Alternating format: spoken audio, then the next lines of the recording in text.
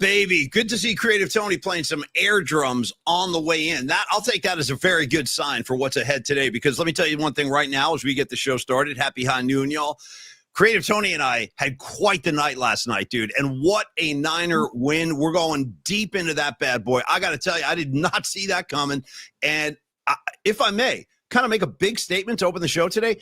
Tony, you may think I'm a little radicalized, or maybe I'm just running away with my emotions here, but I got to be honest. That win last night has kind of rekindled my faith in the team, because I didn't think they were going to be able to pull off something like that last night. And boy, did they. They played great football on both sides of the ball. We're going to go deep into that. But Creative Tony and I mean, dude, there was no way the Niners could lose given the company Creative Tony and I were keeping last night. How about this? Hall of Famer Bryant Young, and I'm going to say should be Hall of Famer Brent Jones. This is a guy with 3 Super Bowl rings. And by the way, I'm going to go ahead and say something controversial right out of the gate. Brent Jones, to me, best 49er tight end in franchise history. I'm saying it. And I'll tell you why. I've seen them all, Tony. I really have. Since the 70s, I've seen them come and go. I've seen, shout out Ted Popson. You know what I'm saying? Shout out to Delaney Walker. Shout out to Vernon Davis. Hell, shout out to the late Russ Francis.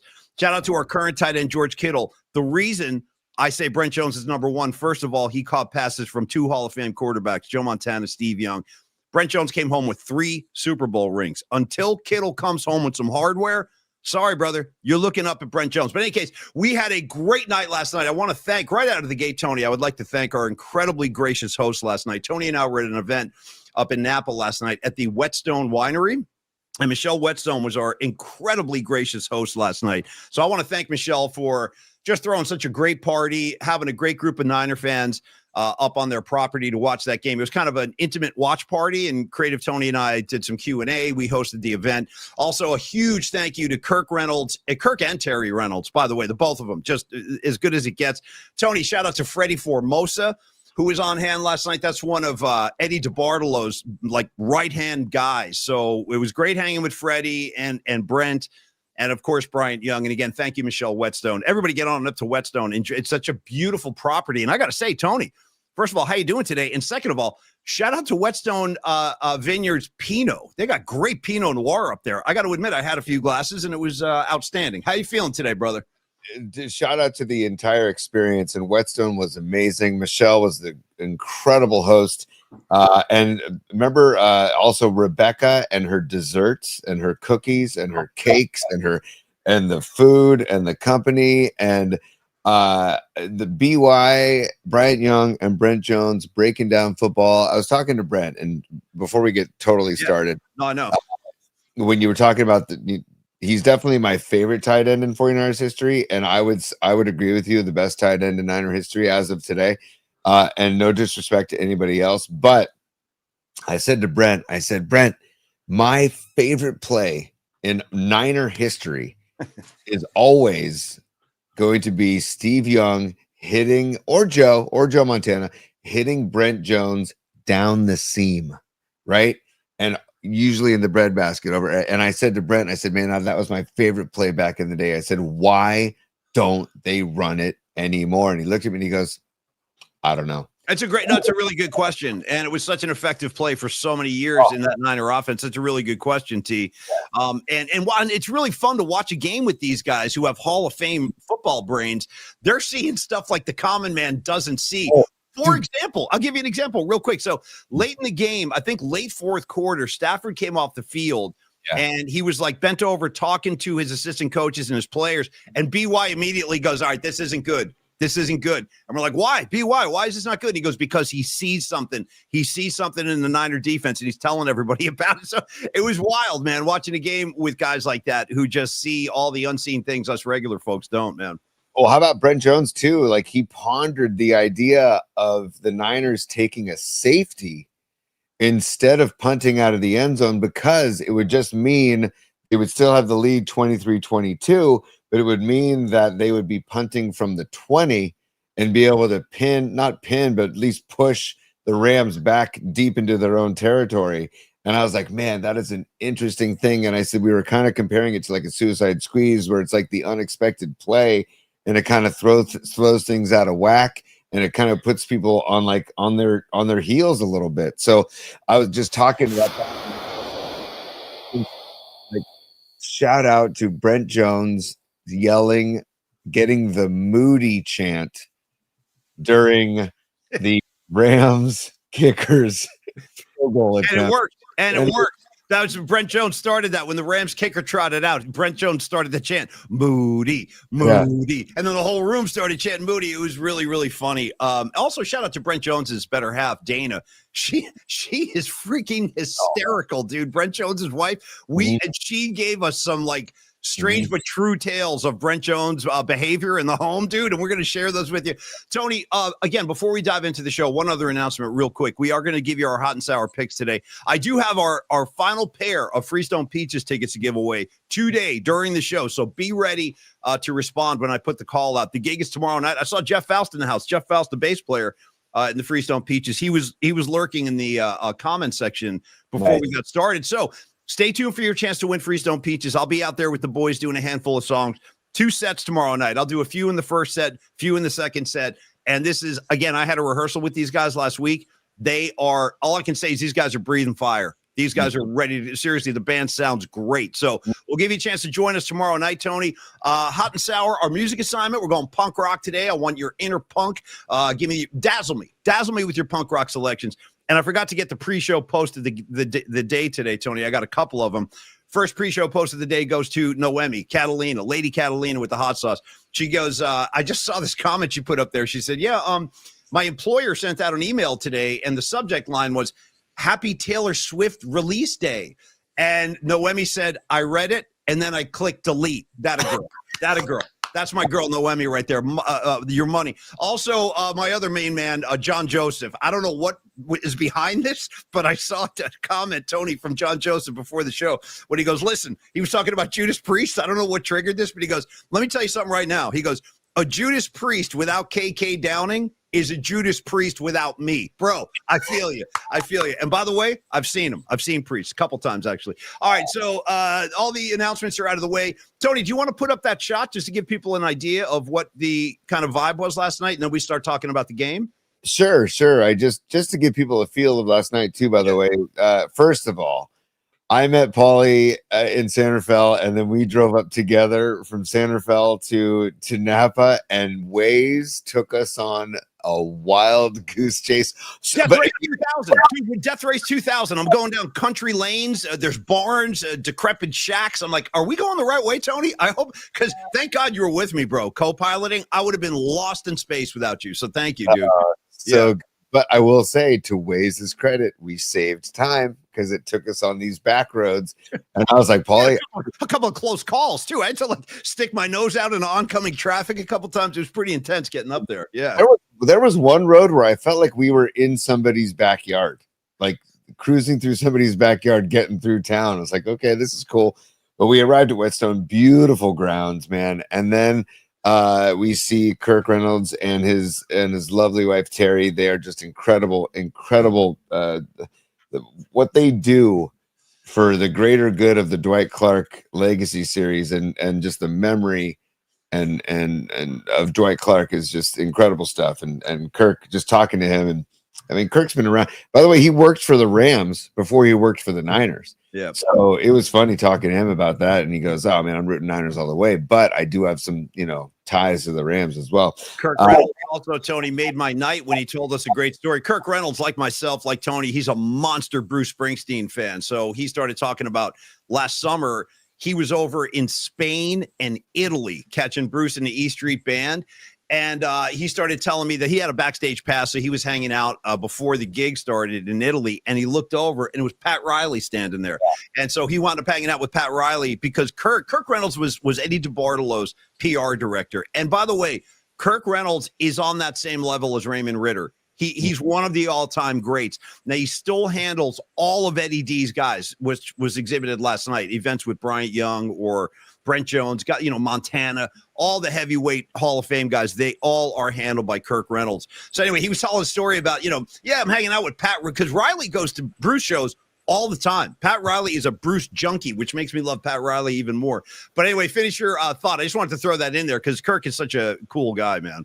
No, Kirk rules, and it was an incredible experience. And I was just saying, like, it was the grounds were incredible, the food was incredible, and I was talking about that woman Rebecca's desserts. I mean, she kept feeding us cookies and cakes, and Dana Jones, Brent's wife, was like, "I got a sweet tooth, Tony. Do you? Because let's go. Let's try the carrot cake. She was forceful. She was like, "Eat your chocolate cake." I'm like, "I don't think I can," because I had had like multiple helpings of the incredible barbecue dinner they served, and then the desserts came out, and Dana was just like running point out there. She's like, "Paulie Mac, eat that chocolate cake." I'm like, "I really can't." She's like, "Try." I'm like, "Okay." So I was eating it. Next thing you know, I look on the floor. There's crumbs all. We made a mess. But anyway, Dana was so cool to hang out with, and Brent is just like one of the greatest sweethearts of all time, as is Bryant Young. Yeah, there we go. So that's last night up at Whetstone. You got Creative Tony posting up with Bryant Young. You got Brent Jones and Paulie Mac, and that was on the property. That was in the room where we watched the ball game, and what a freaking game it was, man! Incredible. And by the way, shout out to Neil Donardi, Tony. Yeah, that was the group. There you go. Great shot. You can see how intimate of a gathering it was. Yeah, beautiful property up there. Beautiful property. Tony, shout out Whetstone, man. Great night. Get on up there. Try their Pinot. You won't regret it. I saw Neil Donardi, Tony, a minute ago. He goes, "I'm watching the show with my son, Nico, who I think is 6 or 7 years old. Hey, Nico, how are you, kid?" And he goes, his question is, "Daddy, why are they drinking coffee at lunchtime?" It's a great Let me show you something, Nico. Check this out. This was given to me by Andy Dolich years ago. I got to have my coffee, Nico. Yeah. See what I'm saying? I got my coffee. So what number cup is this for you? This is number 3 for me. I think I'm on my 4th. I think I'm on number 4. I mean, I need it today, dude. We had a late night, and anyway, let's get into today, Tony. And since Nico and Dom are watching, or Neil rather, why don't we start with some Longbridge love? Then we start talking Niner football. Longbridge Pizza, my main man Neil Donardi, his son Nico. Let me tell you right now, when you go into Longbridge Pizza in the Dog Patch in San Francisco on 3rd Street, try that Nico pie. It's really, really good. That was my favorite pizza before Neil invented the Paulie Mac particle pizza. Now I got to go with my namesake, man. I really like that pizza, and still, I'll never make it to the Pro Football Hall of Fame. I'll never make it to the Radio Hall of Fame. I won't make it to any Hall of Fame ever, but I do have a pizza named after me. So that is like my greatest achievement in life, and I thank you for that, Neil. I really am. I'm seriously proud about that. Anyway, 2347 3rd Street in the Dog Patch. Neil Donardi is the pride of South City, and he brings that whole accommodating, welcoming vibe every time you walk in the door. He's concerned with his customers. He wants to make sure everybody has a great experience down there. And it's part of what he calls the Vibe Tribe. All of the patrons at Longbridge are part of his community called the Vibe Tribe. So you combine the Vibe Tribe with the P&P Familia, you got a good time on your hands, kids. And the food is outstanding. We've talked about Neil's Pizzas, man. He's an artist. He has, here we go. Let the pictures do the talking. Dude, that looks like mine. I think that's a Paulie Mac. That looks a lot like a Paulie Mac pizza right there, sausage and onion. God, that's America. Go ahead, T. I'm going to take a slug of coffee while I look at that. Wow. Also, dude, Hardly Strictly Bluegrass is kicking off today in Golden Gate Park. Go to Longbridge Pizza, grab some pizza on your way to the park, and bring it into the park like a badass. Show that this is not your first rodeo. Walk in there with the Longbridge pie, sit down, cop a squat, and just on the grass and just dive into some pizza while listening to some great music. ALO plays today, Animal Liberation Orchestra. Mother Hips play today. Nice. Shout out Tim Bloom, good buddy of ours. I like long may he wave. Tim Bloom and the Mother Hips. The Mother Hips are putting out some of their best music. Their last 2 albums are very good. Check them out. Back when we first started hanging out together, Tony, in the 90s, that Mother Hips used to play at the Last Day Saloon on Clement. It felt like every weekend you could catch the Mother Hips on Clement Street. I miss those days, man. Totally. They're a great band. I stand by the Hips forever, man. And also the Nitty Gritty Dirt Band, also Nathaniel Ratliff and the Night Sweats, they're playing today. So it's a great lineup today. And then tomorrow and Sunday, all through the weekend, Hardly Strictly Bluegrass. But take the train up or take the ferry in and go to Longbridge, get some pizza pies, and then bring them to the festival. Or after the festival, get over to Longbridge and enjoy a pizza pie and an ice cold beer after the fact. So, and then we got Warriors very soon. That's why I'm geared up today. I started feeling like it was time. It was time to slip. I was emailing Raymond a couple days ago. I'm seeing some highlights. It's time. It's time to get into Warriors mode. No question. And I wanted what my point bringing up Warriors is that when Chase Center gets cooking with Warrior games, go to Longbridge before you go to Chase Center for a game. Talk about a perfect experience because it's 3 blocks south of Chase Center. And also Longbridge Pizza would love you guys. 2347 3rd Street. Just can't thank you enough for your partnership, Neil, Andrew, Steven, Gabino, Andre. Andre, dude, you want to talk about like I don't know, a man of many hats who wears many hats, even though he does wear men without hats, Tony, in the safety dance. If we're talking men and hats, you got to throw them in the pile. SSSSAAAAF. I'm down. I back men without hats. I back them. Total. Anyways, Andre just rules. He's like Neil's right hand man, one of Neil's right hand men at Longbridge. So just get in there or longbridgepizza.com. Peruse the site, check out all they have to offer, order for delivery or takeout, and they'll take great care of you. And remember, Neil does private events, catering events, corporate events as well. So you will not regret it. Neil does not disappoint. So thank you, Longbridge, for the support. We love you guys. We do. We love you. And do like Tony said, last thing I'll say about Longbridge is Patty from Napa, the ultimate gangster. She was at the Dead shows in Golden Gate Park back in August, as was I. Oh, nice, dude. Get us back in the oven where we belong. I like that. I miss the oven and the flames. I need all that. I need that kind of accommodation. Patty was catching the dead, and then she said, you know what, I'm out of here, like after Drum Space or whatever. She went down the Longbridge, grabbed a pie, and then went home, which was a gangster move. So maybe you do that after Harley Strictly. Catch a few sets, go down to Longbridge, head home with that pizza. As Tony keeps saying, you won't regret it. Okay, Tony, Niners Rams. Holy smokes, what a freaking game that was. Niners get to win 26-23. I got a ton of stats today. For starters, big picture, I came home from our event last night. And again, Tony, Mr. Night Owl in full flight, dude. I'm watching Niner post game with Rod Brooks, who was our guest yesterday. And by the way, looking ahead to Monday, we'll be joined by the legendary Kate Scott. Cannot wait to talk to Kate. I love Kate. But Matt Mayoko said that was the biggest regular season road win in Kyle Shanahan's tenure, which is pretty interesting to hear it like framed like that coming from Matt Mayoko. And I don't disagree. Regular season, he's had some big road playoff wins, but that, as far as the regular season goes, with a backup quarterback and a depleted roster, they go down to, and by the way, dude, if you are on your way back from Levi's South, SoFi Stadium, or if you're in the car, maybe you're picking up the show anywhere. And as I say that, hello, Crown 4 Plus. Great to be with the Crown 4 family, Twitter, Instagram, YouTube. We love all you guys. But however you're catching the show today, the amount of Niner fans in SoFi last night was just, it was over the top. It looked like a Niner home game. So my hat's off to you, traveling Niner fans. But Tony, I don't know where to start. I think I want to start with Mac Jones. His performance, Tony made me laugh, dude, late in the fourth quarter.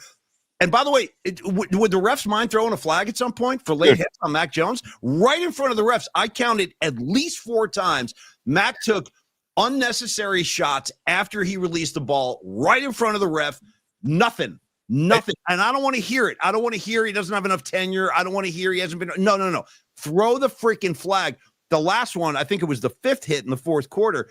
Mac Jones is getting up, dude. He's like spitting out blood. And Tony goes, oh, geez, look at this. His pants came down. And I was like, what? And I look up at the screen. Remember that one clip of Mac Jones getting up off the ground? Dude, his pants were hanging off his butt. It was crazy. But that speaks to the beating he took. But I got numbers, Tony. Mac Jones last night, first of all, he's 3-0 as a starter. 3-0 as a starter. He went 33 of 49 for 342 yards, 2 touchdowns, 0 picks. I got to tell you, man, I was thrilled with what I saw from Mac Jones last night. Really gutsy performance. A lot of accurate balls being thrown, standing in the pocket, getting his ass kicked, and just answering the bell every time. So Mac Jones, to me, deserves like the game ball last night. I was just thrilled. How did you feel about what you saw from Mac T? I loved it. And it was a bulldog. He battled. He was a warrior. All those terms applicable terms, because he got his ass beat. I mean, the Niner O-line needs to really. Oh, dude, McKivitz, bro. McKivitz on the edge. I mean, that was ridiculous. Guys were he was a turnstile last night.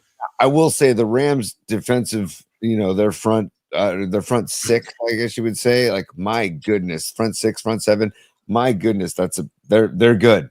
And that guy Verse and that guy Byron Young, my God, Yeah. those guys are some players, man. But the O-line needs to tighten up because Mac Jones was getting beat up all night. But you know was really cool about watching with Bryant Young and Brent Jones is that sometimes I feel like, I'm just complaining about the refs too much. And, but watching a game with former players and watching them reacting, saying, "Where's the flag? Where's the flag? That's roughing the passer." I'm like, okay, like it kind of It's made not me. just you. It's not just you. It's even pro players see it too. Yeah, I hear you. And watching, man, Bryant Young is like, I feel like he should get into coaching.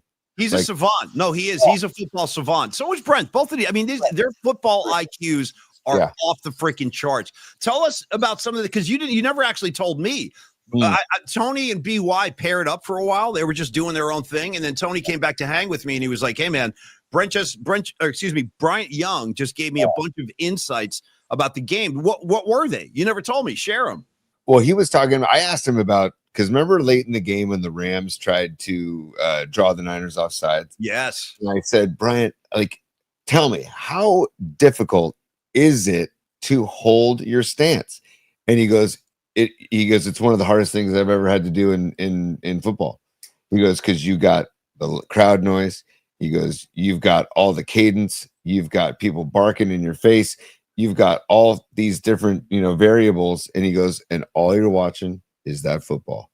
And he goes, but you want to jump the lines. I mean, you want to blast off the lines so quickly that you're holding yourself back.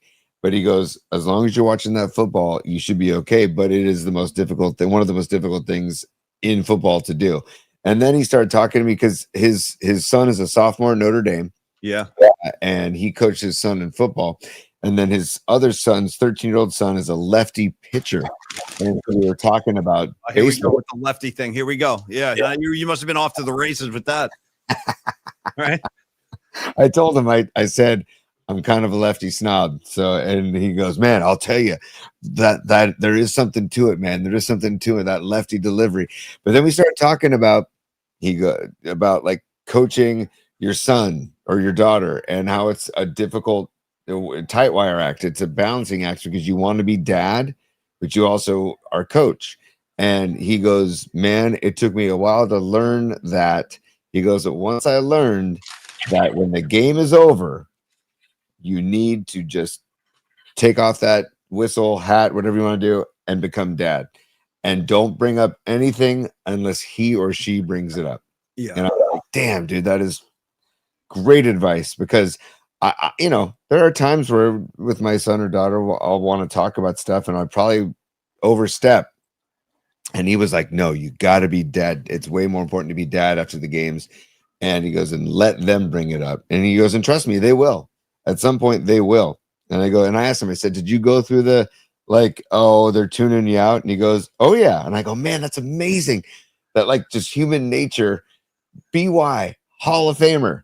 And his own kids are just like, yeah, dad, whatever, because they're just kids, right? Bro, they don't care about the Hall of Fame. They're like, Daddy, buy me these buy me the new Currys. You know what I mean? Get me, where's my PlayStation? They could care less about the Hall of Fame. It's like my kids always do. They could have cared less that I was on the radio and talking to all these cool people. They're like, yeah, whatever, Dad. Can I have the new Star Wars game for Christmas? Stuff like that. I mean, yeah, it just does. But you know what, though? I think that's healthy, though. You don't want your kids like worshiping or like, ooh, you want to just be dad. And I totally get that. You're just dad to the kids as it should be, The Pine Needle checking in. He said he had 3 boys and coached all of them, and then they had a rule they didn't talk about it until they got home, or in some cases didn't talk about it at all if they didn't want to talk. And that's what Brian was saying. He's like, sometimes the best talks are the talks that don't happen, like the ones that you just let it lie and let it marinate. And if they want to talk about it after the fact, I'm like, man, this is the conversation. I was like, dude, could you imagine BY like coaching the D line for the Niners? No disrespect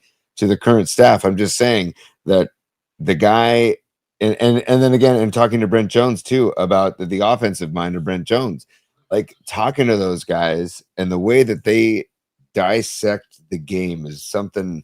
It's something to behold, man. It really is. And BY was for a good chunk of the second half when it got tense and tight. He was so locked into the game. He had a game face. Him and my boy Kenny, dude. Kenny, the kingpin of the whole group that was there last night. He was just one of the patrons who was hanging out, but I think he was there. So the origin of the event last night is that this was an event auctioned off at a previous Dwight Clark Legacy event that Tony and I went down to. And Dom, you were there too. That was the one back in May in San Jose. So this guy Kenny spent a good sum of money to have his friends up at that party last night. So anyway, Kenny and BY were locked in during the game. Also, I want to shout out a couple of other just key players last night. First of all, dude, the stone gangster that is Eddie Pinheiro, Dinero Pinheiro, bro. Shanahan's like, yo, Eddie, go kick me a 59-yarder, chop. And he did. Go ahead. And then, dude, I love the way he celebrates after the kicks. Dude, do what you got to do, Dinero Pinheiro. And I'll tell you what, he's like, yeah, where do you need me? Just let me know when you need me. I'm ready. I'm money and I'm at your service.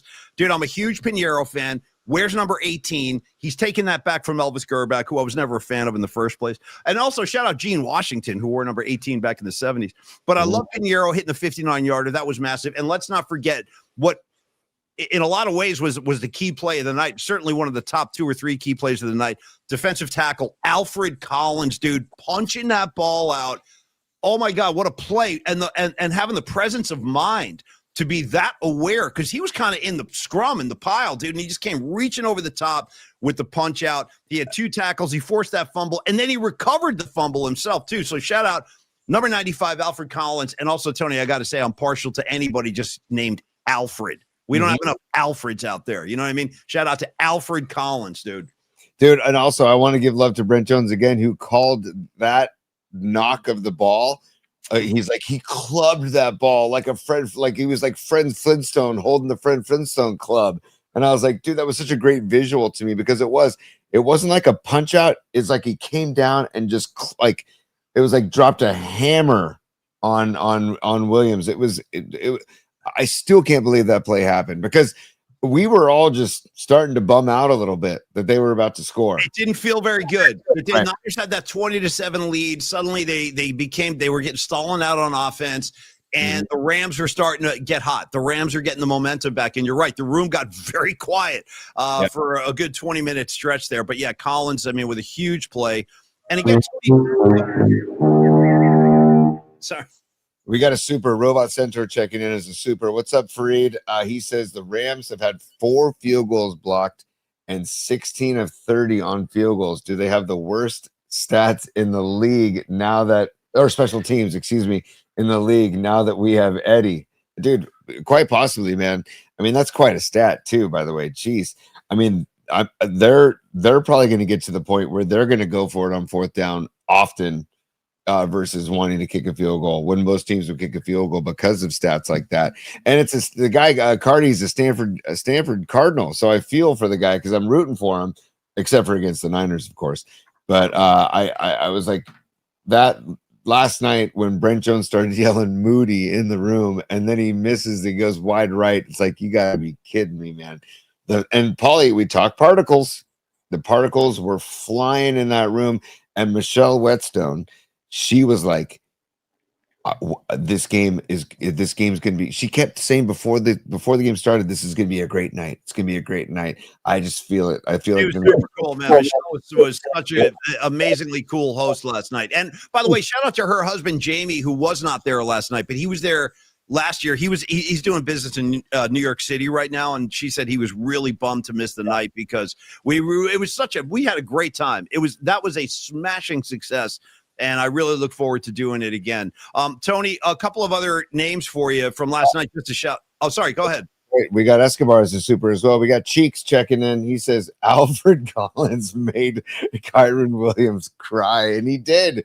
They showed Williams on the bench crying. It's like, oh man, because dude, that was a huge play in the game, man. Huge play in the game. And also, Williams had a huge drop earlier in the game, which was a massive drop on a third down. So I was like, I think it was a culmination of a few different plays that brought tears to Williams's eyes. But hey, man, you got to make the plays. Just like last week, Kendrick Bourne didn't make the plays, and he made the plays this week. Well, I'm glad you mentioned Kendrick Bourne. That's the next guy I actually want to talk about. I also want to talk about CMC a little bit, but Bourne, first of all, tough week last week. started the night with a drop, dude. Another drop. That's how Kendrick Bourne started the night, and he I haven't seen this. I assume Tom Peralta's behind this, dude. Dude, very good. Kendrick Bourne to bro. We got to get that to Kirk Reynolds ASAP. Being the Monster Bruce fan that he is, he would love that. But no, Kendrick Bourne played like a champ last night. Tony, 10 catches on the night for 142 yards after the mishap last week and after a rough start last night. Talk about redeeming himself. And you saw, did you happen to catch him in the post game? Did you see his post game comments? I did not, but I know that when he had that drop earlier in the game, that was like right in the breadbasket. We were like, cut him, get him off the team. The room exploded when he dropped that. I mean, like, dude, it was a vicious reaction when he dropped that first pass. Yeah. Well, and then you and I and a few other people were like, dude, you're wearing number 84 and we've got 84 in the room. You need to rep that number. And then Brent Jones is just shaking his head, right? Because he's sitting there thinking that. And I said to Paulie, I said, what a trip to see somebody else wearing your number that you made kind of famous in 49er history, right? And so it's a trip to see Kendrick Bourne, who just kind of, cut by released by the Patriots. Next thing you know, he's wearing Brent Jones's number. So he definitely turned it around and stepped up. But I didn't he kept celebrating after that. I'm like, dude, like, come on, man. You're coming off a week where all you did was do this. Drop. And it's like, thank goodness he came strong, came correct, as we like to say, 10 catches, like you said. And that Bourne to Jones connection that was born in New England is coming to fruition now. And it goes back to Mac Jones, man. The stones, the cojones of Mac Jones, man. It begins and ends for me with Mac Jones. And also time. Can we just call timeout? People are starting, like, I turned on the radio this morning, like it was a national talk show, East Coast, and they're talking, is there a quarterback controversy in San Francisco? And dude, there's no, at least I feel there's no controversy. Brock Purdy's the starter. Mac Jones is the backup. Mac Jones is doing a phenomenal job in the role that he has accepted. And when Brock Purdy is healthy, then he's back as a starting quarterback. And I have no problem with that. The only thing I'm worried about, Paulie, is how bad is the toe, right? Well, so let's get into that a little bit. And I love what you're saying about Mac Jones. I think you're going to hear those drums beating louder and louder with each Niner victory. Hopefully they continue to come. And listen, Mac Jones played so well last night, and he was so gutsy last night and so tough and such a warrior last night that I'm not surprised. You're going to start hearing controversy talk, like who should be the starter. And I will say it can be tough for fans, for the coaches.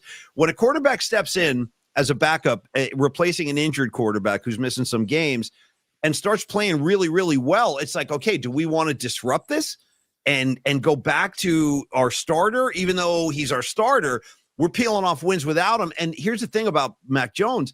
I'm really getting a sense, Tony, about how his teammates really respect him and how his teammates really are behind him, like Trent Williams after the game, Christian McCaffrey after the game. They couldn't say enough about Mac Jones, and they spoke of him like they would speak of a starter. And same with Kyle Shanahan. Shanahan was just, you know what, Mac Jones was amazing, and he was. So I think that just goes with the territory. It's kind of funny, like it's a tradition in San Francisco, going back to Montana and Young, which is like the ultimate quarterback controversy, because it's two Hall of Famers that both want to be on the field, literally two Hall of Famers. And in Joe's case, maybe the best that's ever played that position. But it's happened again since then. We had Alex Smith and Kaepernick. That was a big controversy. What do we do with this? In that case, Harbaugh said, no, the starter is going to stay on the sidelines. I'm going with this new guy. Now, I don't expect Shanahan to do that unless Mac Jones just played so out of his head. But, Tony, they just gave Mac Jones a monster contract, the biggest contract. Purdy. What did I say? You said Mac Jones. Brock Purdy. Sorry, thank you. Yeah, I didn't. Yes, thank you. Purdy got the big contract. So it is going to be something to contend with. But right now, these are good problems. These are good problems to have. It's John Joseph says, isn't Kittle coming back next week? I think it's slated to be week 7 now. I think it'll be a long shot. I think I saw Robot Centaur in the chat also say that Kittle most likely back week 7. But Paulie, I wanted to share this real quick. I don't know if you saw the post-game locker room with Kyle Shanahan. Did you see that last night at all? Well, I saw a lot of it. I'm not sure which part you're referring to. No, this. No, I have not seen this. I have not. Look at John Lynch too. Look at the smile on Lynch's face, man. Totally. Look at that. Here we go. Listen, this is just a great 40 seconds of just. Yeah, bring it. I love it. Love it. And D, who stopped that dude on the goal line? Hey, Alfred got the strip, right? D line, man. Alfred, you making that strip. Alfred, come on.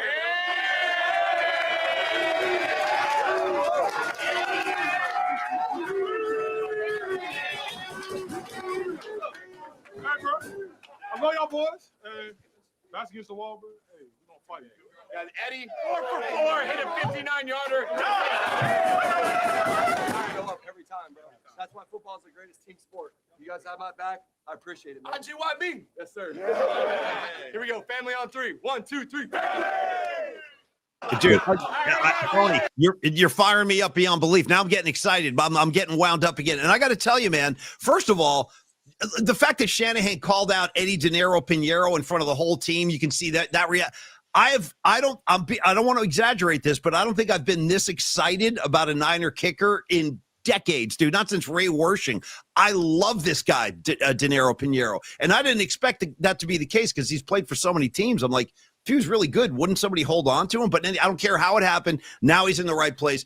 And doesn't it teach you a lesson, Tony, about like quarterbacks and how much of it is dependent on being in the right scheme with the right coach? Because Mac Jones, listen, in New England, he looked average at best. He had a couple of good games here and there. Now he looks like a legitimate starting quarterback in the NFL. And if he keeps playing like this, he's going to be this year's Sam Darnold because someone's going to snatch his ass up and say, like, come to our team and hello, Oakland Raiders. You need a quarterback? You seen our guy? Because someone's going to grab him. Someone will grab him and place him in as a starter if he keeps playing like this. And the genius to sign him to a 2-year deal. They have him for next year as well, dude, which is phenomenal.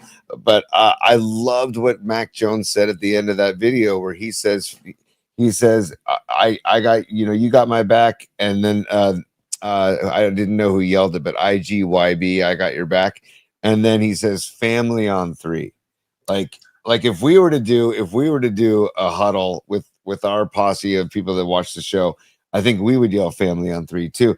Well, I was going to say, Tony, I would hope that we would yell stud nuts on 3. You know what I mean? Stud nuts on 3. Y'all ready? Stud nuts or just particles, but stud nuts would work too. Yeah. Yeah, no, but I just love that. Just goes to tell you that there is a good vibe in that clubhouse, regardless of all the injuries. And again, think about how many people they're doing this. It was funny last night. They kept showing the list of injuries and people started yelling at the screen, stop showing the injuries. We know who's hurt, Yeah. But it does reiterate that they're 4-1. They're 3-0 against the division. 2 of those 3 wins are road wins. Yeah. And they're atop the NFC West without all those names, without Kittle and Ayuk and Pearsall and Jennings and Mustafa. And then Gross Matos went down and Bosa. And I mean, like, dude, the list is lengthy. And to be 4-1 and to be 3-0 against the division is just ridiculous, man. It's incredible. Oh, hold on, Dub City. This is for Dub City. I saw that. Yeah. No, hold on, Dub City, right here. Pelican fly. Come on, Pelicans. Pelicans. Shout out. Molly. Pelicans on 3. 1, 2, 3. Pelican fly. Come on, Pelicans. The best is if you're wearing headphones like Tony and I, you can actually hear the birds like squawking in the back. It's incredible. Dub City, I like where your head's at, brother. I do. I like that, man. Pelican fly.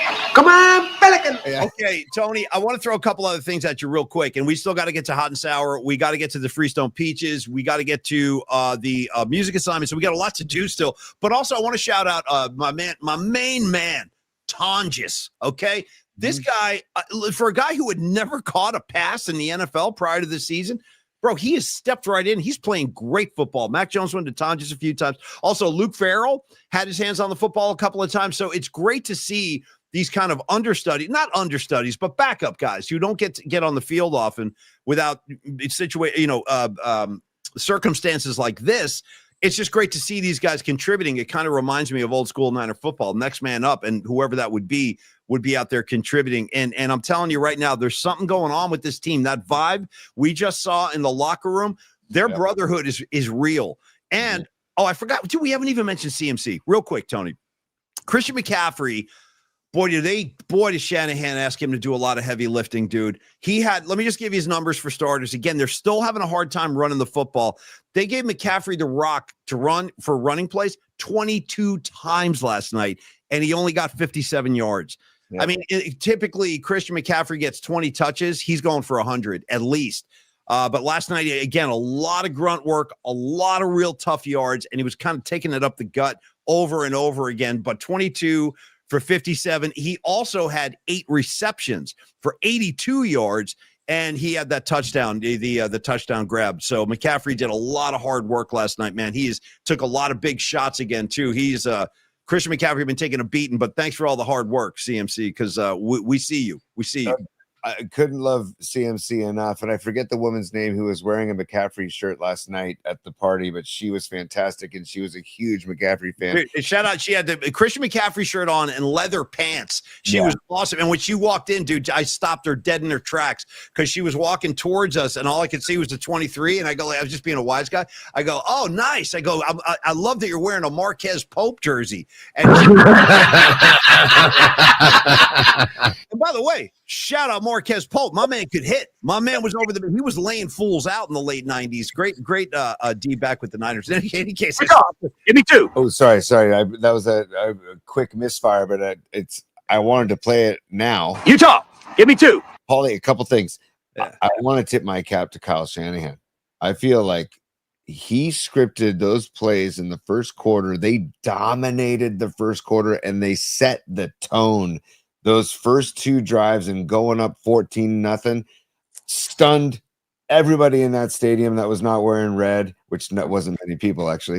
But also I think stunned most people. And dude, again, we talked about this yesterday, and then I brought it up to Brent Jones and BY when we were hosting the Q&A with them about how Vegas had them at 8.5-point underdogs. Man, that was a huge slap in the face to the Niners, a huge slap in the face to Kyle Shanahan.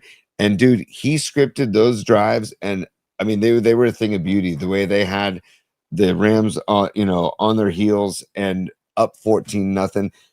Everybody was ecstatic in the room. Paulie and I were just high-fiving and just being like, this is phenomenal. And so I want to just tip my cap to Kyle Shanahan. And then my only criticism besides the O-line is I don't know why Saleh wasn't blitzing more. And Stafford had all day in that pocket, man. And he's not scampering. He's not using his legs. So just, I don't know, like we were seeing, the corner blitz with Upton Stout a few times last few weeks.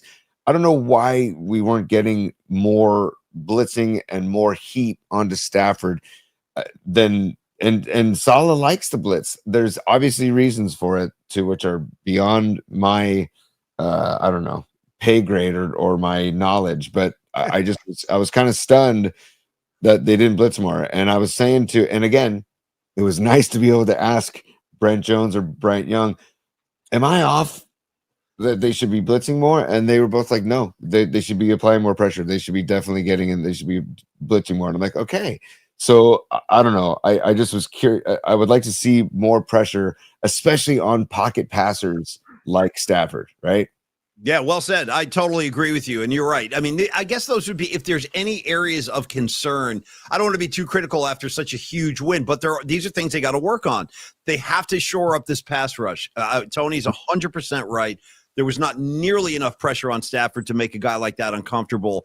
And you just simply cannot give him that much time. They're lucky that they got out of there with the 3-point win, considering the lack of pass rush. And like you said, the offensive line, man, they got to tighten that up, man, because it was a spotty performance. So just be kind of polite and say it was a spotty performance. Other quick thing on Brent Jones.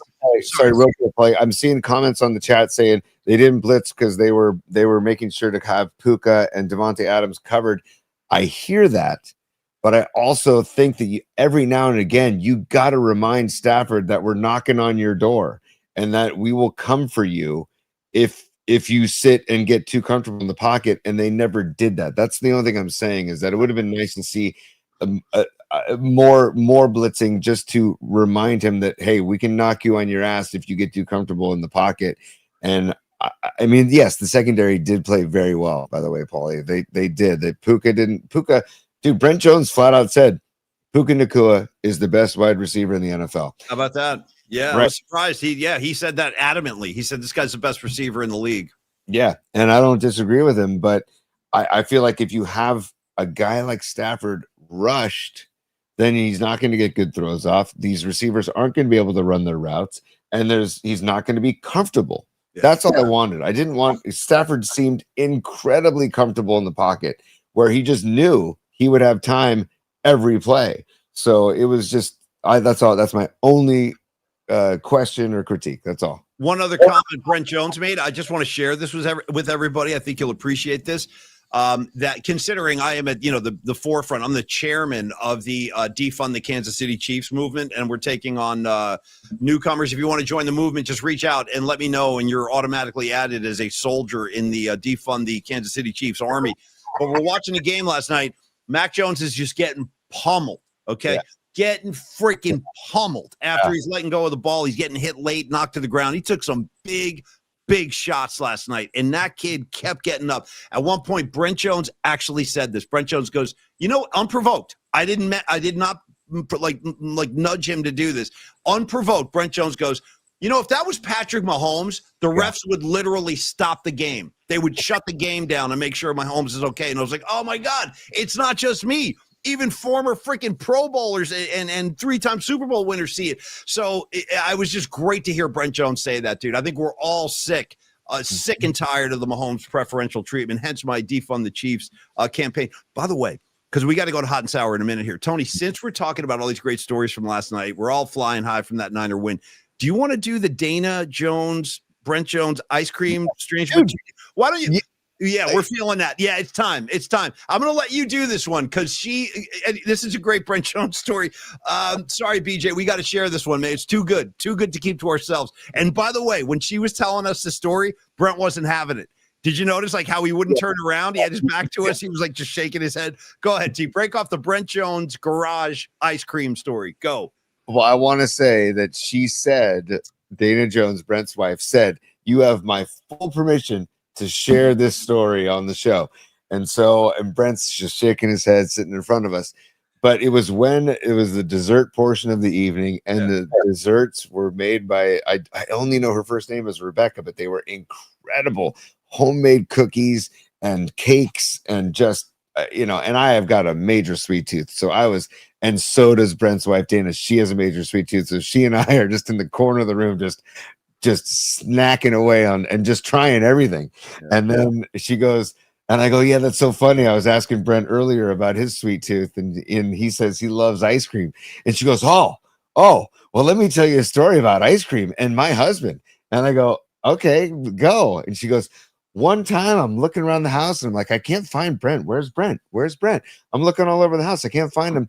Finally, I go into the garage and there's Brent on one knee in front of an open refrigerator eating ice cream. On his knee. One knee. Yeah. Like he's on the sideline. You know what I mean? Like he's on the sideline on knee. Yeah.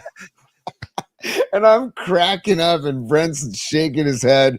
And then she goes, and he had the audacity to look at me as if I'm the one in the wrong, looking for him in the garage. He turns around and looks at me. He goes, what? I'm just enjoying some ice cream. On a knee in the garage. Yeah, I love it. And it was like one of those gallon size, like those drums. You know what I mean? He had like a big industrial size. Yeah.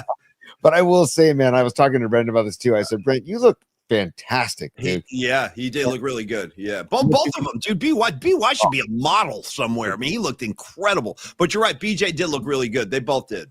And he said, you know what? I still eat the same stuff, just smaller portions. And I was like, man, and he goes, and trust me, it's not easy. And I said, oh, tell me about it.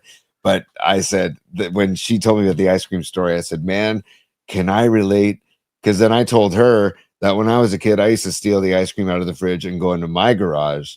And my dad was a big marble fudge guy. And I used to grab the marble fudge and I would just chase the fudge trail. 100%. I'm not that interested in the vanilla, but I'm going right for the fudge. I think we all have that in common. You know what I mean? Same with Ben and Jerry's. Like if I get like a Cherry Garcia or something, first thing I'm doing, I'm working my way into those cherry chunks and the fudge. I'm like, give me these things. Give me the chocolate. Give me the cherries. I'll deal with the vanilla later. I'll deal with you later. Tony, I want to address a couple things. First of all, Losty is a super, so get him up there. And secondly, Patty from Napa, the queen of the scene, she goes, did you guys at least ask them to come on the show? You know what's so funny, Patty? Didn't have to, because Brent Jones like offered to come on the show. He was like, dude, anytime you guys want to do it. So yes, we will have Brent Jones join us in the next week or two, because he offered his services. So we'll take him up on that. Yeah. Also, as soon as I saw Brent, literally he didn't say, what's up, Tony? He says, what's up, Wolf Boy? Go ahead. Tell the tale for those who don't know, because it's one of the all-time greatest Niner/KNBR/ Creative Tony moments, probably in broadcast history. It really is. It's one of the all-time greats. I remember when you were doing this. Tell the Wolf Boy story, and then we got to go hot and sour. We'll get to the hot and sour picks after this, but go ahead. First of all, hello, Steve. Thank you for the super brother. Listen to this. He says, Paulie, I will personally deny any loan, defund the Chiefs, dude. I love it, Losty. Thank you, Losty. You're my treasurer. You handle all the money concerns with defund the Kansas City Chiefs. Hey, Dom, just occurred to me. Do we need like a slogan? Nah, you know what? Dom's got enough on his plate. I tasked Dom with enough, but we should have like a logo. Yeah, see, he's busy making board and runs with Kendrick, which I love, by the way. And shout out Clarence Clemens. I miss the big man, Clarence Clemens. Rest in peace, buddy. We miss you. We do. We miss you. I know I do. Yeah. Thank you for this, Dom Peralta, by the way. Kendrick born to run. I love that. That's so good. Just real quick, though, I couldn't believe Brent still calls me Wolf Boy. But basically, when Brent Jones was on the show with Ralph and Tom, with Ralph Barbieri, for those who don't know who Ralph is, Ralph used to come into work. Go Sharks. Totally. But he used to come into work every now and again depressed. And one time Brent was, I think, co-hosting with Ralph. Tom was out, and Ralph came in all depressed. And turns out that deer get hit by his house in Nevada often by cars. So he would be like really depressed. And then we were like, Jen, Violet, and I were the producers at the time. And we were like, God, we got to help Ralph out. We got to help him out. We got to do something. So we found a website called predatorp.com where you can order gallons of certain types of predator urine and have it sent to an address, and then you can spray that, and that'll keep certain animals away. So we read that wolf urine will keep deer away, because they obviously. I remember this. I remember all. Yeah. Oh, they think that the deer think that wolves are nearby, so they won't come around. So we tell Ralph this, and Ralph goes, here's my credit card. Go order, I want 20 gallons. Tony, I need 20 gallons of wolf urine, Tony. And put it on my credit card. And yeah. Totally. So we order the wolf urine. And then I got to be honest, like 2 weeks go by. Totally forgot that we ever ordered it. Next thing you know, I'm one of the people at the building with a hand truck is wheeling in boxes to my desk. I'm like, what the hell are these? And then I opened the box, and hand truck, dude, hand truck. Okay. Yeah. It was 20 gallons of wolf urine in boxes. So anyways, Ralph paid me to go to areas near his house late at night around 2 a.m. And spray wolf urine with, those pumping machines where you pump and you spray. Yeah. Holding one of those. He gave me the retired sheriff's business card of Nevada in case I got popped with anything. And so anyways, Brent loved the story so much that he just started calling me Wolf Boy. So, here we are, I don't know, 20 plus years later, and he still calls me Wolf Boy. And I was like, Paulie, see, he still calls me Wolf Boy. It's a great story. Every word of that is true. I can attest to that. And I want to thank just Brent for being such a great guy, and also BY. And yes, we will have Brent Jones on the show soon.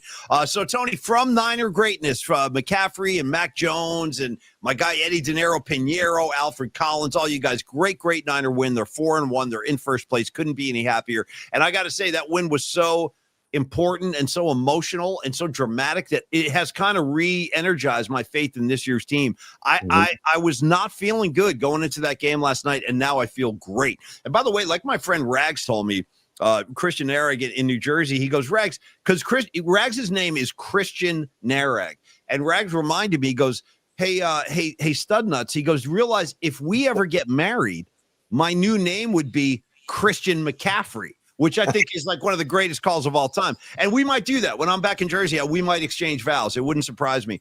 Stay tuned for the reception. Well, you'll all get invites. But if Rags and I get married again, his legal name would be Christian McCaffrey, which I freaking love. CMC. All right, Tony, from that to the hot and sour picks, it is time. You wait for them. We give them to you every Friday. Tony and I each pick 2 pro games with the spreads. Coming into today, this is week 5 in the NFL season. Tony's coming in with 2 wins and 6 losses. I'm coming in with 5 wins and 3 losses. But I'm confident in Tony. He's going to turn it around, man. He knows football, and he'll have a good season. I love the menu. And we came up with the name Hot and Sour because when the idea hit us, we were dining at the House of Nan King in Chinatown in San Francisco. And if you haven't been, do yourselves a favor. It's one of the greatest gifts Tony's ever given me in our friendship was the gift of the House of Nan King. I had been sleeping. I don't know how I missed it all these years. I was always a Yet Wah guy, and I still am a Yet Wah guy. Shout out Yet Wah on 4th Street in San Francisco. They also have one in the city, but the House of Nan King is a whole other level. That's like Joe Montana level Chinese food. In any case, Tony, why don't you kick off the festivities today? Because you're on the Herbs are good for everything. Sorry. No, never be sorry about that. There we go. We're hot and sour, check us and see.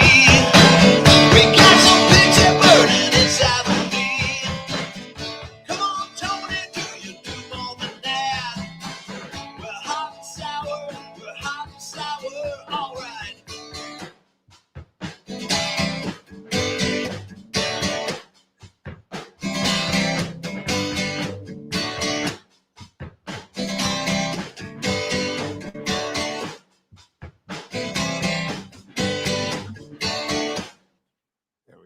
Thank you, Tony. Kind of forgot about that. My brain is a mess, but I appreciate brain damage. Paulie is what they call me on the streets, and every word of that is accurate. But I totally forgot about the hot and sour song. Thank you.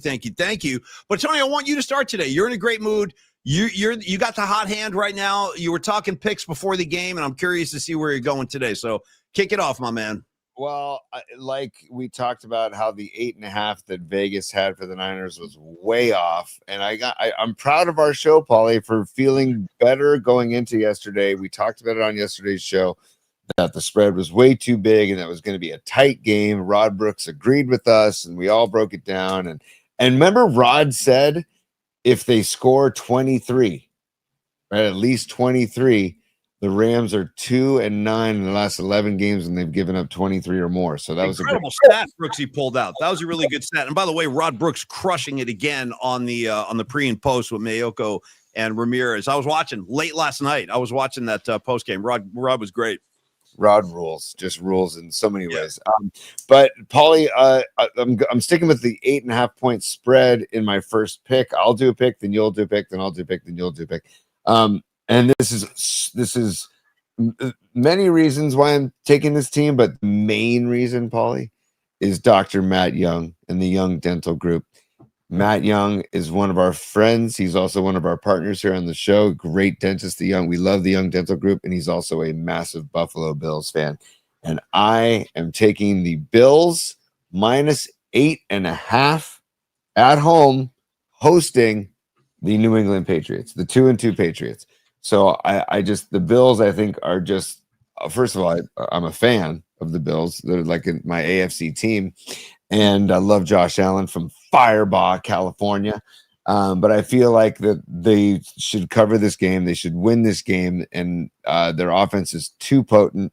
I feel like they can get, I like the way they use their tight ends, to be honest with you. It's very reminiscent of 49er football, the way they utilize their tight ends, blocking and in the receiving game. And they get the running game going, and Josh Allen with his feet. An underrated part of Josh Allen's game is his mobility and his speed for his size. And he's tough to bring down. And he's also got a rocket of an arm. So, and Sean McDermott too. I like him too. I just feel like 8.5 Bills minus 8.5. Let's go Bills. Okay. Well, thank you, Tony, very much. And I would like to dedicate this first pick to my man Rags, the aforementioned Christian McCaffrey, his new name after our marriage. We're thinking about tying the knot next week while I'm back east. Tony, I want to go Cowboys at Jets. Dallas Cowboys at the Jets. Listen, the Jets are the Jets, right? I mean, it's every year. I don't care who their personnel is. It really doesn't matter. It's the same S show year after blanking year with the Jets. And the Jets are coming. I can't believe the spread is as low as it is. The Jets are getting 2.5 as a home dog. Meanwhile, you look at the Dallas Cowboys. I actually think they're kind of a good team, kind of in the weeds right now, because I go back to opening day, dude. They gave Philly all the Eagles could handle. I think Philly beat them by 4 points, 24-20, something like that on opening day. Then you saw last week that insane overtime game. Like, I'm seeing stuff with the Dallas Cowboys that they're almost ready to pop, and I think this is the week. I mean, there's no way they're going to go into the Meadowlands after nearly stealing that win last week. And clearly their offense is revved up pretty good right now. Dak Prescott, I thought, looked really good last week. So I feel really confident about the Cowboys going into Jersey and just kind of manhandling the Jets. The fact that the Jets are only getting 2.5, I was like, I'll take that 10 days a week. So anyway, I'm going to take the Dallas Cowboys in the Meadowlands, beating the hapless Jets, dude, who are only getting 2.5 points. I'll take Dallas every day on that one, Tony. So for my first pick, the Dallas Cowboys. Do you think that Vegas is betting on the fact that Dak's going to Dak at some point? And if Dak's the way he did last week, they're going to win by double digits. I mean, because Dak Prescott, I thought, played an outstanding game last week. So Dak will Dak at some point, but he likes to wait till the playoffs to do that generally. That's when he shuts down and plays his worst football. Maybe he'll change that this year, but I just don't see any scenario where the Cowboys don't come out of this game with a win. I just don't see it. I agree with you, Paulie, but and I'm actually kind of pissed off at Rags, because now all of a sudden, because my love for Rags runs deep, it starts to interfere. Yeah, starts to interfere. No, I've been dealing with this for decades. I know it starts to cloud everything. Yeah, the love for Rags is profound. Here I am. I'm picking the Cowboys now. But again, I leave Rags out of this. I mean, it's the Jets, dude. It's the freaking Jets. Come on. It's like my dear friend Garrett and our dear friend Jeff Winkler. They're big Giants fans, and right here. Hey, Paulie. Hi, Phil Sims here. I like same thing, but my hatred for the Giants runs so deep. I think deeper than it does for the Cowboys, although my hatred for the Cowboys is pretty bad too.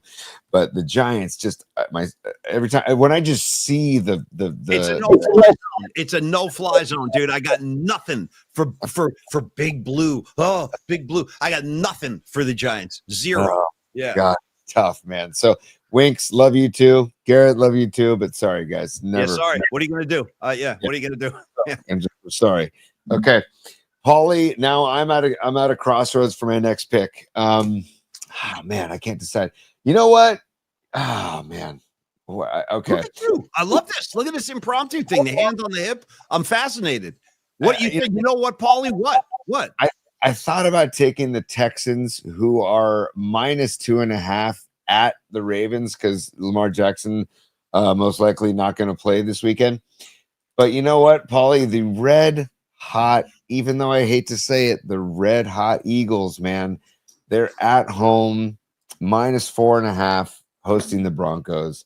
And I just feel like the Eagles are just hitting on all cylinders, man. And they're at home. If this game was in Denver, I'd feel differently. But I got to go with Philly minus 4.5. And I think they win by maybe 10.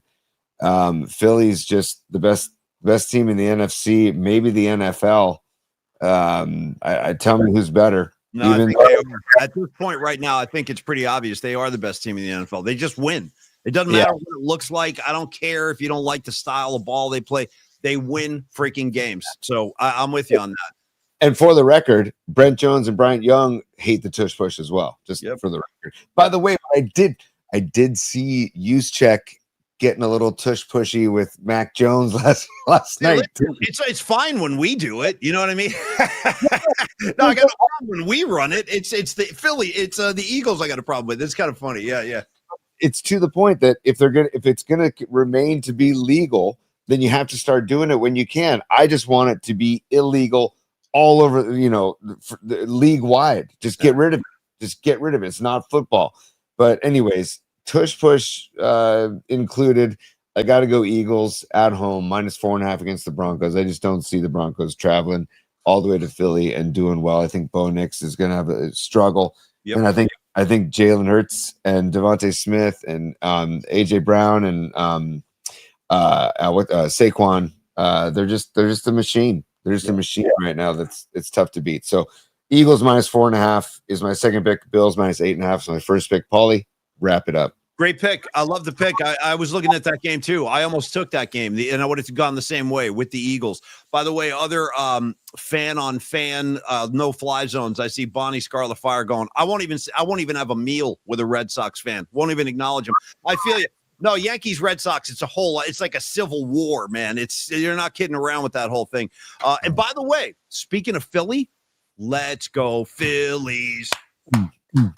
Let's go. I am going to be Mr. Pout. Just call me Greg Lazinski next week. Just call me Larry Boas, Steve Carlton, Mikey Schmidt. I'm all those guys. Tug McGraw, the late Tug McGraw. Rest in peace.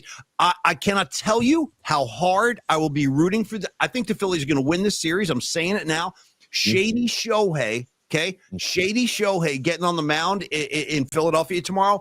I hope the fans bury his ass. I want it all. Let's hear. Give me some Jailhouse chants. How's your friend doing? How's your friend doing? 54 months or whatever it is. Just let him have it, Philly. Let him have it. Okay, sorry. A little outburst right there. I hate the Dodgers' guts. I hate their guts. I hate looking at them. Sorry. Yep. Yeah. Same. So we are definitely on the Phillies bandwagon, and you mentioned Phillies of the past. I want to throw Lenny Dykstra in there as well, and John 100%, dude. And also John Kruk, I want to throw in there as well. I loved John Kruk when he was a ball player. Who was their catcher during that? I was going to say the late Darren Dalton, who passed. Dalton, yeah, who was a badass as well. So yes, go Phillies, Phillies fly, and we'll see what happens there. But Paulie, I have a question for you before you give your final pick. Tigers, Mariners. Which way are you going in that series? Because I'm torn. I'm going to tell you, first of all, I think a lot of these so-called experts really like the take two. A lot of the experts I've listened to, the talking heads in the baseball community, say that the Seattle Mariners are like their favorite to come out of the AL. So I keep that in mind. But the Seattle Mariners, I want to answer your question. I'm rooting for the Detroit Tigers. I like Detroit as a city. I like Torkelson. I like the fact that they had this epic collapse, but yet they came back and they won that series, the opening round, little wild card thing. And I just like Tiger baseball. The Mariners, I have like no connection to that team whatsoever. So I'm going to root for the Tigers. How about you? I'm rooting for the Tigers as well, but I do like the big dumper, and whoever wins that series, I hope makes it all the way to the Fall Classic. Because I like both teams and I love both cities as big music cities, right? All the music that came out of Detroit or that comes out of Detroit still, and all the music that comes out of Seattle. So whoever wins that series, I want them winning the AL. And Tony. Then, dude, I gotta say, go Brewers.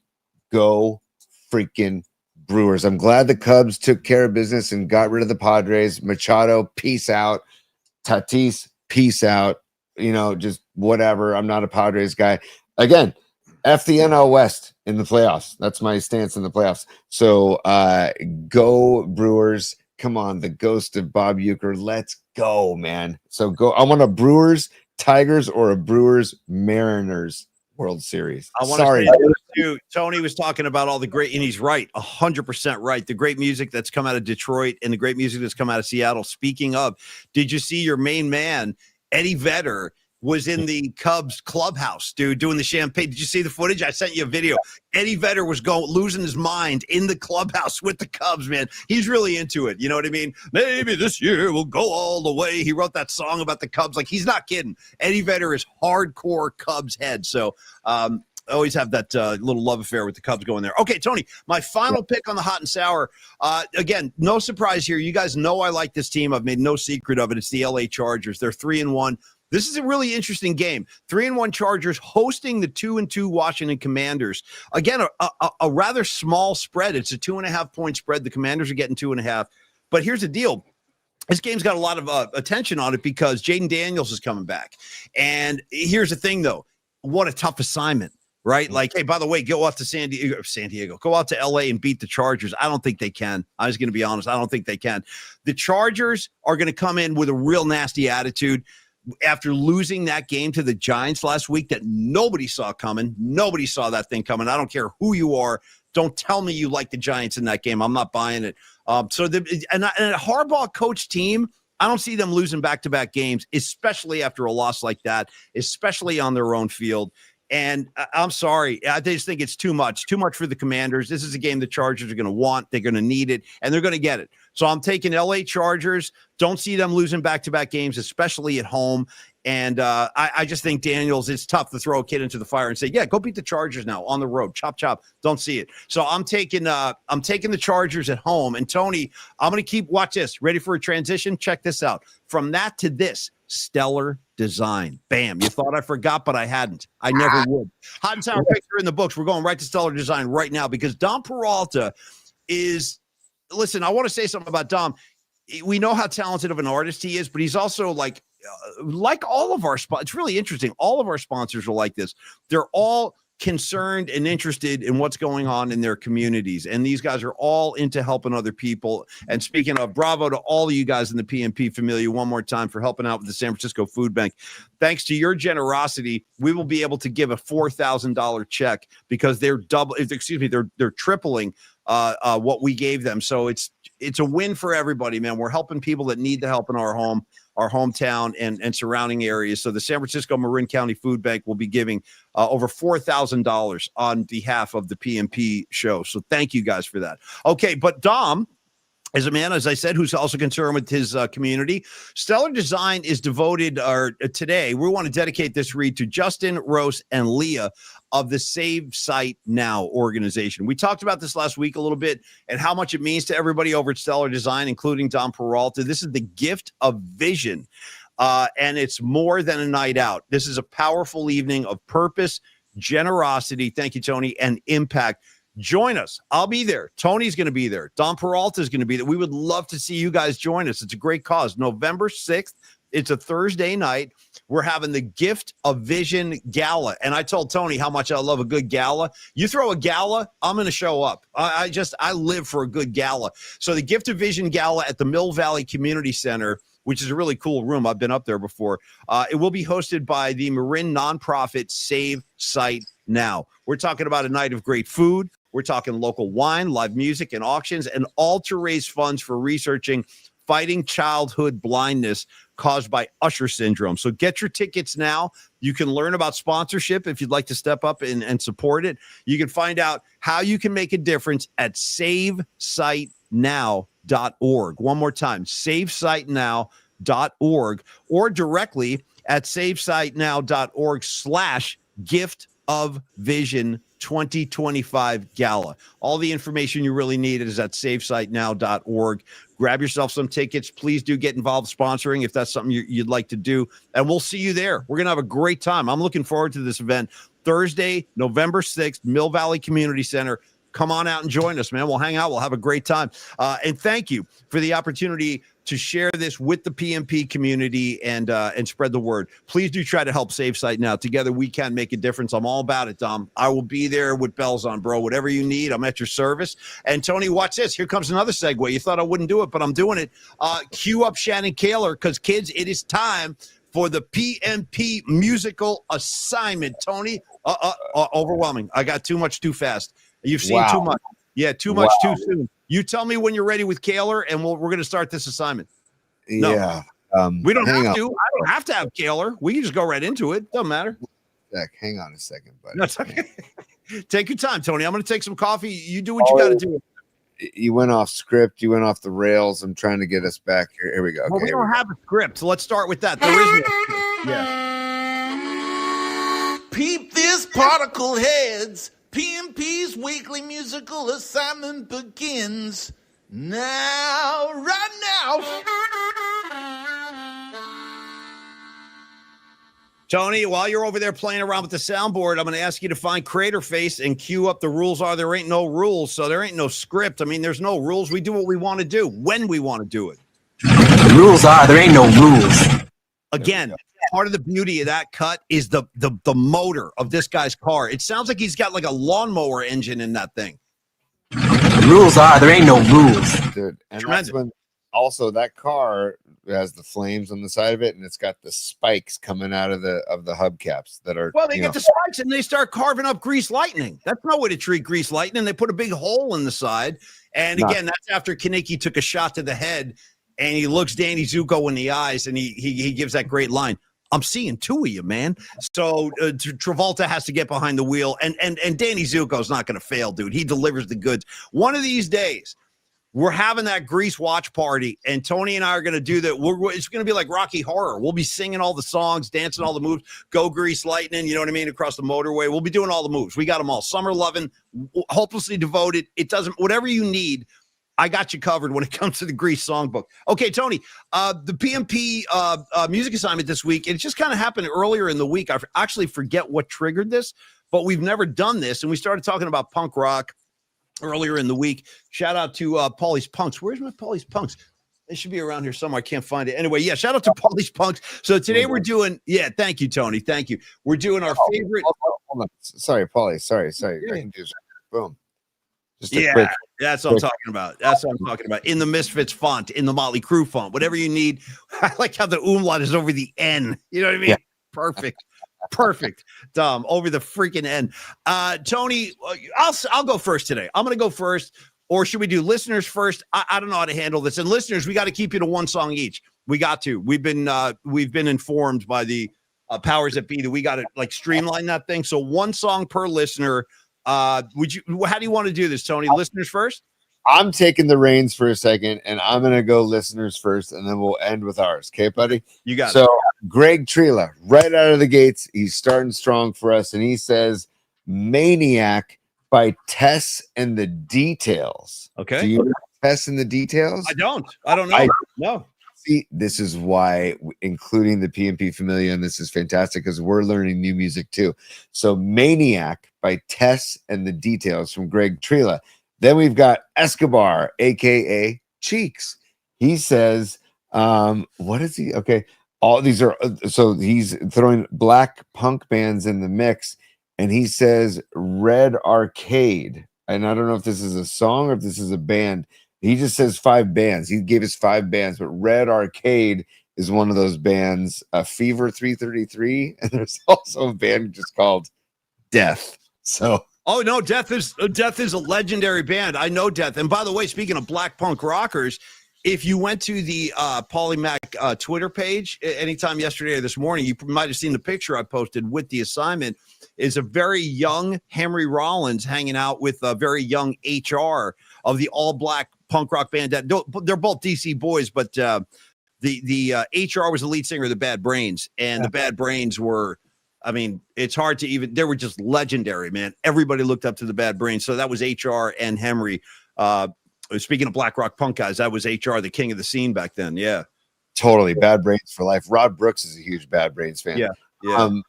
By the way, Paulie, remember the rule: if a band or a song gets nominated, not a band, but if a song gets nominated 3 times or more, it gets added to the playlist. Right. So, Nick Ramsey checking in. He says Dead Kennedys Holiday in Cambodia. Beautiful. Yeah. Right out of San Francisco, man. Great call. So then we've got John Joseph, JJ, just checking in. He says, "Oh, what a list this could have been." He goes, the Cro-Mags and Hard Times is his great one, dude. Great from the Age of Quarrel, dude. I bought that album and I saw that tour. I saw him on that tour. The Age of Quarrel. Those guys were scary, brother. John Joseph and Harley Flanagan. Those guys. I mean, they were real street kids. Lower East Side, New York City. They had a real skinhead crew and stuff, dude. The Cro-Mags were no joke. But great track right there. Hard Times. Good one, John. Dude, so then okay, now this is Dom, our boy Dom Peralta, and he says here's a few that he I can't. I'm gonna give one, and he says the Misfits, Walk Among Us. Oh hell yeah. doing Walk Among Us from 1982. Yep. He ranked his choices. That's choice number 1. Thank you, Dom. Jessica, who's also known as Beat LA. We love, and by the way, Jessica, congrats last night. Beat LA. Great job.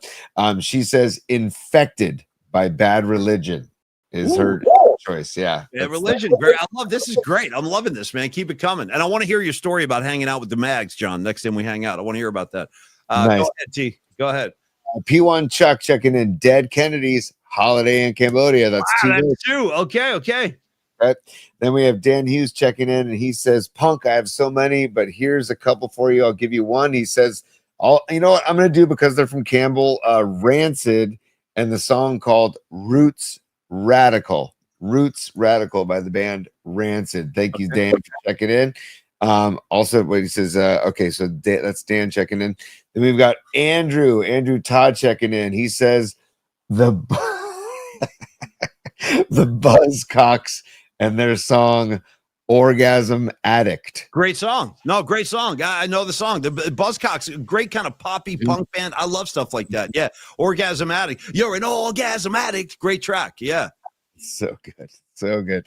And then we've got let me go back. Hold on. Oh, this is Aaron Kask. Oh, by the way, Aaron Kask has a gig with his daughter on October 11th. We'll talk about it next week, but I love that he gigs with his daughter. It's great. Up in Yuba City. So we'll talk about that next week. He says, no, you're not too late. Aaron Caskey said, I hope I'm not too late is Ruby Soho, the song Ruby Soho by Rancid. He says it's the first punk song he ever heard. So it really resonated with him. So thank you, Aaron Kask. Listen to Black Sabbath, Aaron Kask. And then we've got Jerome checking in. Jerome says, I'm Against It by the Ramones. Hell yeah, dude. Hell yeah. Okay, and then we've got Noemi. She says the Misfits London Dungeon. The Misfits doing London Dungeon. I don't want to be there in your London dungeon. Bam, bam, down. I don't want to be there. Great one, dude. I love London Dungeon. Awesome. And only because she gave one in Spanish as well. There's a band called Calavera, and the song is called Sombra. Okay. Sombra by the band Calavera. Nice. So then Patty from Napa checking in. She says, I want to be sedated. The Ramones, of course. Patty, thank you very, very much. And then we've got Bonnie Scarlet Fire checking in. She says, by no means I'm not a punk aficionado, but I want to do Clamp Down by the Clash, dude. Strong. Perfect. Yep. We all love Clamp Down, man. Hell yeah, exactly. Then we've got Sweet Mad Hatter checking in from Eugene, Oregon, and he says Rancid doing Maxwell Murder by the band Rancid. And then finally, Paulie, we have Marky Graves Gravy checking in, and Marky Graves says, and he included a picture of the Paulie Punk sticker. Thank you, Mark. He says Savior by Rise Against. Savior by Rise Against. That is from Marky Graves. And Paulie, if you want to go, or I'll go, I don't care, but thank you everybody for your submissions into pauliespod@gmail.com every week. Love that. I'm going to go first, then you go, and then I'm going to give the Freestone Peaches tickets away, and then we're going to go eat lunch and end the week. I want to say Will Sparks is in the house. What's up, Will? He says, I want to be sedated. Sorry, I missed you last night, Will. Tony and I had that event with the Niners, but I got you. I want to be sedated 100%. Also, DJ Raw B checking in, dude. DJ Raw B checking in saying the Dwarves. Nice. And the name of the track, The Dwarves Are Young and Good Looking. Thank you, DJ Rob B. Freaking love you, buddy. Okay, I'm going. I got a couple today. I'm going to give you two, and I love this assignment. And for the listeners, Tony, I'm going to go Dead Kennedy's holiday in Cambodia, since I got multiple votes. John Joseph just said, what? No Damned? Not so fast, my friend. You want the Damned? I got the Damned right here. The Damned first record, probably my favorite of all the British punk bands. You can see a good group shot of them on stage right there. There is Dave Vanian with his vampire outfit on right there, dude. I love this. Is a great album. This is a great album. The first Damned album. They got pie all over their faces. Recommend it to everybody. Again, my favorite of the English punk bands, and I'm going with the opening track, Neat, Neat, Neat. Tony, you'll love the bass line. It's furious. Heavy as hell. And go Damned. I love the Damned. Captain Sensible, Dave Vanian. Got to have it in my punk rock diet. And then, of course, They've been name checked several times, but yet, and of course they are, because they kind of started the whole damn thing. Let's go to the Ramones' incredible live album called It's Alive. Tony, this is New Year's Eve, 1977. And in typical Ramones fashion, every song's like a minute and a half. Most of their songs are not longer than 2 minutes. So it's just bam, bam, bam, one after another, just getting your ass kicked. And I just love the song. I mean, there's nothing more behind it than this, but I'm going, gimme shock treatment. Always been one of my favorites. Gimme shock treatment. I want shock treatment. So anyway, I'm going shock treatment and neat by The Damn, Tony. What you got for us as we wrap? I'm only doing one, and I don't think this is going to be any surprise to you, but I'm going off of Suicidal Tendencies' first album. And no, I'm not doing Institutionalized. I'm not doing I Saw Your Mommy. I'm not doing Fascist Pig. I'm doing the song I Want More. 'Cause me, I want more. Don't want to work at Golden Arches. I want more. I can't even do it, dude. I can't even do Mike Muir credit. He screams at the top of his lungs, and it's 2 minutes of fury, and it's just fantastic. I can't recommend this album enough, and I can't recommend this song enough. Like I said, 2 minutes, it just comes at you. But there's also, like, what I like about it is it's not just screaming. There's also some really good singing, too. So I Want More by Suicidal Tendencies in their first album. I love that album. So let's go. Thank you, Tony. Thank you, man. I know Tony's always been a big Suicidal guy. And thank all of you guys for playing along with the music assignment. We do it every Friday. If you're new to the show, you can send in your contributions, paulyspod@gmail.com. Speaking of, get your keyboards ready. 2 tickets tomorrow night. Freestone Peaches. Yours truly will be up there singing a few songs with the band. These guys sound great. Rehearsed with them earlier in the week. Show is at 8 o'clock in Mill Valley at Sweetwater. What I need on this email, by the way, is your first and last name. Your tickets will be at Will Call tomorrow night. And whoever can email this phrase first, what are we saying? How about this? Whoever emails Blue Sky in first gets a pair for tomorrow night. One of the great Dickie Betts tracks, You're My Blue Sky, You're My Sunny Day. That will definitely be played tomorrow night. Looking ahead, I can promise. I've seen the set list. It's on it. So Blue Sky to paulyspod@gmail.com. I will see you at the gig tomorrow night. Have a great time, courtesy of the Polymac Particle Show, and of course the boys in the Freestone Peaches. Tony, I'm going to update the playlist in a second. So it's PMP playlist 25 on Spotify. When you're looking for, it's a public thing, so you can enjoy it. There's all kinds of stuff. It's not just punk. There's all kinds of music on there. We've been building this all year. If you can't find it on Spotify, use my username, which is PaulyPix, one word, Pauly Pix. You'll find it that way. Okay, Tony, great week of shows. Also, the playlist is on Apple Music under the same name, PMP Playlist 25. And Pauly, I just want to do 2 quick things really quick. Stevie Bisecchio, we love Stevie B on the show, right? Steve emailed in. He just said, I got to find the email real quick. Oh man, come on. Where did it go? There it is. He says, hey, I'm just asking for some positive particles for his Uncle Ed today. He says, my Uncle Ed is battling complications after a quadruple bypass surgery on Thursday. He's a huge music head and taught Stevie B the virtues of Monty Python, Italian food, the herbal delish, cooking, fishing, and on and on.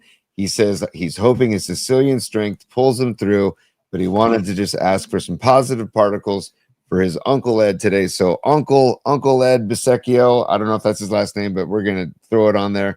But Uncle Ed, get better, pull through. Good luck with after your quadruple bypass surgery, and we're sending you vibes. I want to do that. I would like to join that. I love Stevie B, man. He's one of my favorite guys in the scene, and just something about the kid. I don't know. He's got a great vibe. And as far as your Uncle Ed goes, man, we'll be praying for him. We'll be sending out great energy and particles. And like you said, strong Sicilians, man. Something tells me he's going to be okay. That's my initial kind of reaction. Something tells me he's going to be all right. Just send him some love and send that good energy out to Stevie B's Uncle Ed, because we all love Stevie B in the community. So you be cool, Stevie B. I hope he gets well soon. Have a nice weekend. And what was your other one, Tony? other one is I promised Bonnie this Scarlet Fire because she sent this in a while ago, and it's such a great picture that I thought I wanted to share it as the weekend vibes as we're about to go into the weekend and celebrate a Victory Friday. This is a picture of Bonnie back in the day with. Can you guess who that is with the mustache? 100% Gary Plummer. That's the guy in the middle. He's a middle linebacker. Nice, dude. Look at Bonnie. That's a great dude. I love Gary Plummer, man. Don't sleep on Gary Plummer, Lee Woodall, and Kenny Norton Jr., dude, holding it down for George Seifert. That was a great linebacking car. But Bonnie looks a little nervous right there. And why shouldn't she be? The handsome mustache of a Gary Plummer, who, by the way, he is slimmed down, bro. Gary Plummer's like half that size now. I always enjoyed Gary Plummer, Tony. How about you? Oh, God, yeah. God, yeah. I love Gary Plummer. The big 50, big number 50. He is the one responsible for the F Dallas t-shirts back in the day that were worn in the 94 NFC Championship game under jerseys. He specifically wore it under his jersey, and so did many of the 49ers. William Barton on Floyd. I remember seeing him on the sidelines with the shirt on before the game, 100%. Yeah. But also, Gary Plummer used to go on Lamont and Tonelli once a week when he was on the Niners, and they developed a great relationship, the three of them. And then that's when he made those T-shirts for the team and for Lamont and Tonelli, and that's how it all started. And then George Kittle reprised the shirt. Was that last year? Yes. Yeah. He got fined for doing that too. Yeah. So there's Gary Plummer. Bonnie, we love you. Thanks for sending that in. And Paulie, that's basically all I've got. But there's a tradition involved that we have to just make sure that we honor every Friday. We can't start the weekend without some cheeks. Okay, buddy. Thank you, man. Escobar, we love you, buddy. Have a great weekend. Protect those cheeks. We need them. I need them again next week. Final moment of the show is going to go to Phil Dawson, who's checking in with our last Super of the Week. And Phil says, want to say thank you to you and the PMP fam for introducing me to new music. Yeah, hell yeah, man. And pop culture. Born in 92. I'm constantly learning. Love you, PMP. Yo, Phil, check this out, dude. Here's my first 1992 memory when you were in your diapers. I was at RFK Stadium with the Grateful Dead the night they brought Casey Jones back coming out of space. The place went ballistic. Nobody thought we'd ever hear that song. And I also lost my shoes that night. So, Phil, that was me in 1992. I went home shoeless. And you were just in your crib. I was already up to a lot of no good out there in the Dead community. Tony, I want to say what a great week of shows. I really did. Had a really fun time. I thought every show we did this week was a lot of fun. We'll be back on Monday with Kate Scott, the legendary Kate Scott. I'll be on my way to New York City at the end of the week. Rags and I have a marital thing we need to explore. We're thinking about getting married, and we might. And if we do tie the knot, we'll air the ceremony live on PMP. I want to say thank you, John Joseph. Thank you, Karen Bell. Thank you, Rags. Thank you, Dom. Thank you, Phil Dawson. Thank you, Joe Schmo. All of you guys, we love you. Noemi, Ray Goodman, Miguel, you know how it goes. Stevie B, you and Uncle Ed, man, just stay strong. You're going to be okay. He's going to be okay. Gravy, have a great weekend, brother. And we're out of here. Dude, give me some David Lee Roth. I'm going to go eat some lunch, and you should too. Go Phillies, go. That's all I got to say. Go Phillies, F the Dodgers. Final thoughts, T, and give me Dave when we're out. Go Phillies, F the Dodgers. Go Tigers. Go Brewers. Go Bills and go Eagles. Cover those spreads. Paulie, and your picks again. Review your picks again real quick for hot and sour. Yeah, I'm taking the Dallas Cowboys over the Jets in the Meadowlands. Jets getting 2.5, and I'm taking the Chargers giving the Commanders 2.5. Yeah, there we go. All right, so go Commanders. I'm sorry, go Chargers and go Cowboys. Oh, look at us, dude. Go Eagles, go Cowboys, go Phillies. Look at us. Tony, you know what it is? This is a business. This is a business. I go where the wins are. I don't care who's coming up with them. I look for the wins, and when I find them, I pull up right alongside them. So be it. It's Dallas. I'll take it. Rags, you're going to have a nice game this Sunday. I'm telling you. I can feel it already. Yeah. And a final thanks to Kirk Reynolds and Terry Reynolds and Michelle Whetstone and the Whetstone Brewery and Bryant Young and Brent Jones and Kenny from Team Chevrolet, like all these wonderful people last night that really had a room full of particles and kind of really contributed to putting some good positive Niner particles into the atmosphere. So it was a great time last night, but can't thank Kirk Reynolds enough and Terry Reynolds and Whetstone Wineries. Such a great night, man. Well said, T. Thank you very much, buddy. Let's do it.